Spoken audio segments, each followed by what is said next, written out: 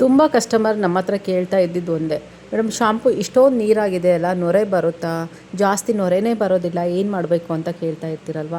ಹೌದು, ನಮ್ಮ ಶಾಂಪು ತುಂಬ ನೀರಾಗೇ ಇರುತ್ತೆ, ಹಾಗೆ ಅತಿಯಾಗಿ ನೊರೆ ಬರೋದಿಲ್ಲ. ಯಾಕೆಂದರೆ ಇದು ಆರ್ಗ್ಯಾನಿಕ್ ಶಾಂಪು ಆಗಿದ್ದು ನೊರೆ ಬರುವಂತಹ ಪದಾರ್ಥವನ್ನು ಯಾವುದನ್ನು ಜಾಸ್ತಿ ಸೇರಿಸಿರೋದಿಲ್ಲ.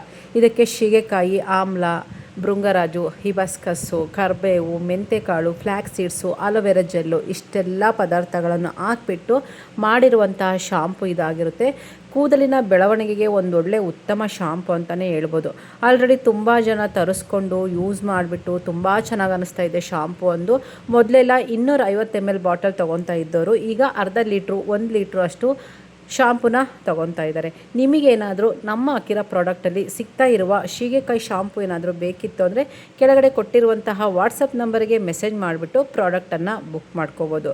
ಇದೇ ರೀತಿ ಸಪೋರ್ಟ್ ಮಾಡ್ತಾ ಇರಿ ಅಂತ ಹೇಳ್ತಾ, ವಿಡಿಯೋ ಇಷ್ಟ ಆದರೆ ಲೈಕ್ ಮಾಡಿ, ಯಾರಿಗಾದರೂ ಯೂಸ್ಫುಲ್ ಆಗುತ್ತೆ ಅಂದರೆ ವಿಡಿಯೋನ ಆದಷ್ಟು ಶೇರ್ ಮಾಡ್ಕೊಳ್ಳಿ.